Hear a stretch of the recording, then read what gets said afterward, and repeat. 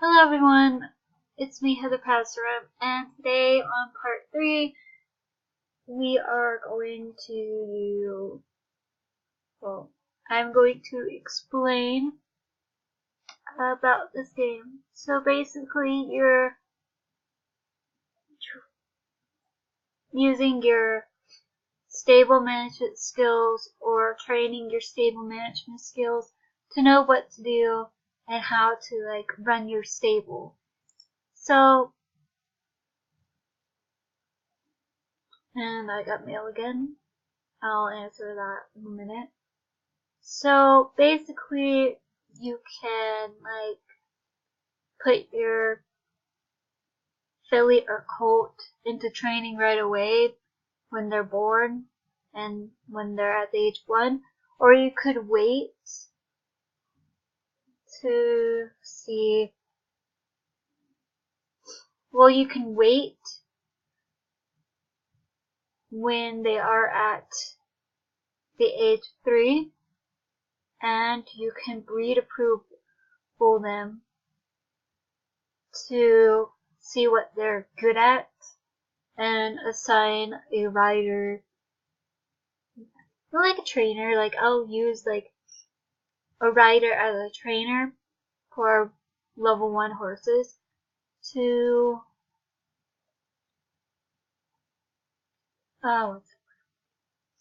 to get them used to what's going on in the stables, what's the schedule, what's the routine, so that way they'll be more familiar with it. And I have very big expectations that little Zara will be a cross-country horse, just like her father, because she is built to run and jump like both of her parents. Her mother is a show jumper, and her father, which is my horse, is built for. My horse is a cross-country horse because he does well in it. My friend's horse, which is the mother of this foal, is very good at show jumping. So with that two aspects, and to see where it lies, will she be really good at cross-country or show jumping or dressage, which I will have to find another rider that does dressage, and yeah, that will be fun. So on this video I'm going to explain role plays and the other stuff that is really important that you need to know. So anyways, so we're going to start off with the genetics. The genetics are really important. You have to pay attention to the genetics. You have to permanently pay attention to them.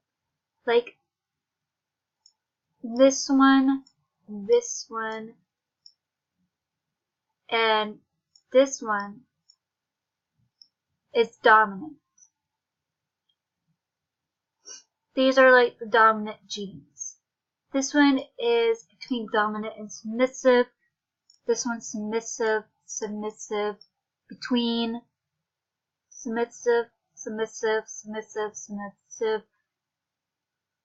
We have 1, 2, 3, 4, 5, 6, 7, 8, 9, 10, 11, 12, 13. 13 submissive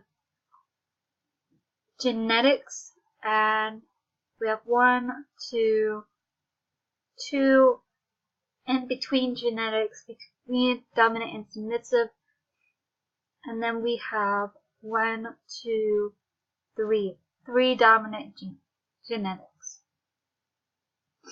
This one, I don't know if this counts as a genetic as well, but I'm not really sure.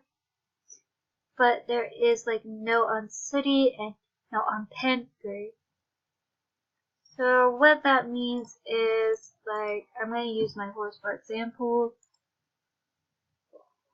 He has no in any of this. He has in between genetics are both dominant and submissive. This one's dominant, that one's dominant. This one's in between. There's 1, 2, 3, 4, 5, 6, 7, 8, 9, 10, 11, 12, 13 submissive genetics in him. And on to the next horse where I'm going to use Snow for this. She has pretty good genetics as well. So I'm going to use her for example. She has the same thing as, well, not the same thing. She has the between as well in this one and this one. And these two as well. There's no sooty or pandy. But if I wanted to breed them again, I will have to see what color of foal that they give me. I gotta bounce. So next we're going to explain the role-playing aspect of the game. Okay, here we have the role-play aspect of Horse Eden. You get to choose 3 scenes that you want to role-play in. If you want to role-play in all 3, that's great.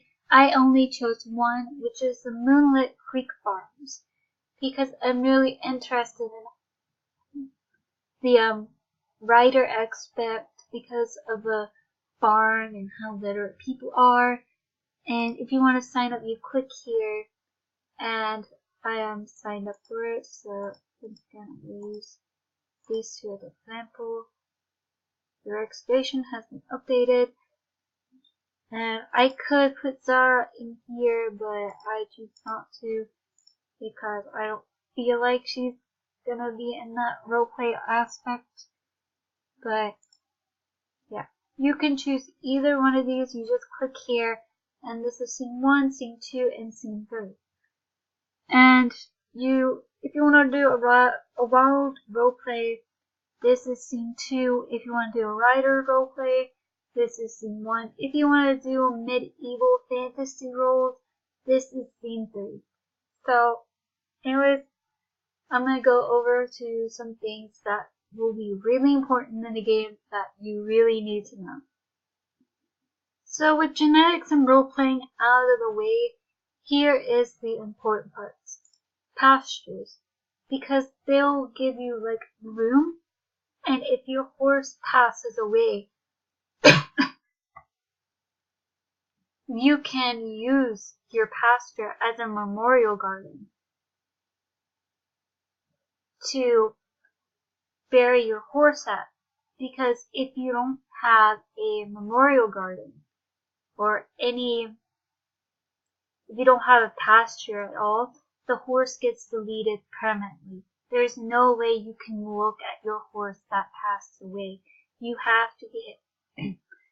to get a pasture. Which you have to do these quests. I'm not gonna get them yet. But I'm probably gonna do the breed a Tabiana 4. So that sounds interesting. And yeah. And I might sell the Tabiana 4 as well.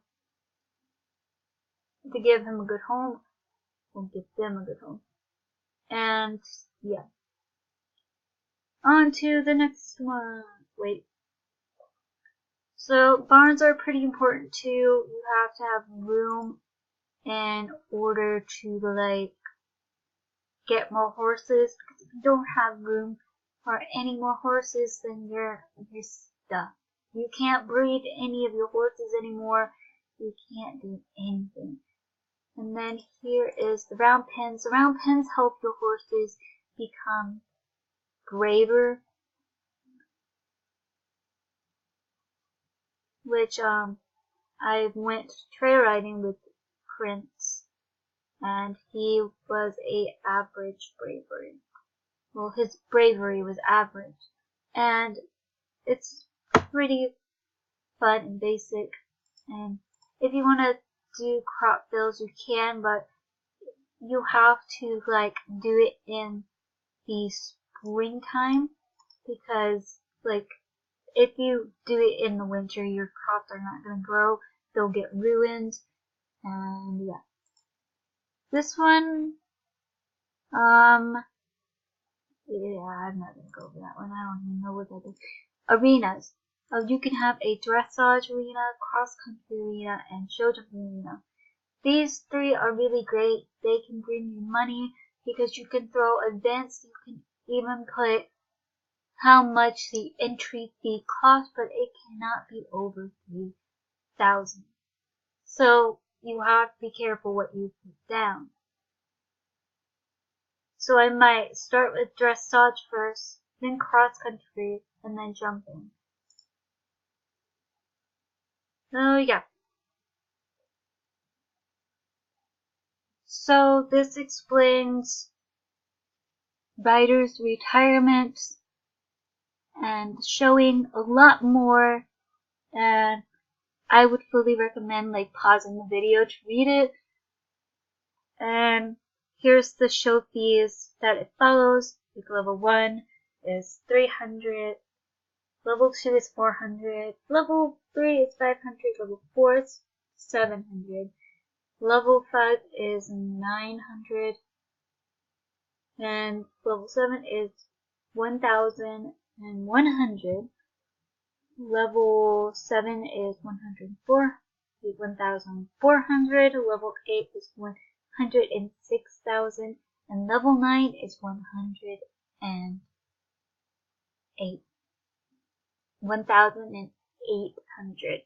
So, explains more when you're like into the game. I fully recommend reading this first so you can have full grip. This also helps a lot if you don't know what these mean. It tells you, which is really great. The first time I played this, I was so confused. So I fully recommend going here and going to Game Guide because it tells you so much more. Anyways, guys, I'm going to leave it here. Thank you for supporting my channel. I really appreciate it, and I love to make more Let's Plays on this, and I hope you guys enjoy, and hit that like button, and also hit that subscribe button and that notification bell if you don't want to miss any videos that I post. Anyways, guys, bye!